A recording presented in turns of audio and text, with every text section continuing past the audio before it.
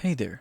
In this tutorial, I'll show you step by step how to use Perchance AI to create images, text, and more using simple tools in 2026. Make sure you follow the instructions till the end. For the quickest way on how you would use Perchance AI on any specific task is to include what generator you're going to use in the search bar. In which case, I'm going to use a text generator. So in the Google search bar, I will search Perchance AI text generator.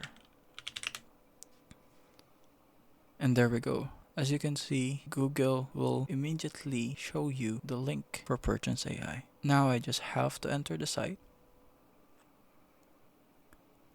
Now that I am inside the AI text generator, I could just simply write out any kind of prompt that I need. Now that I have entered my prompt, I could just hit generate.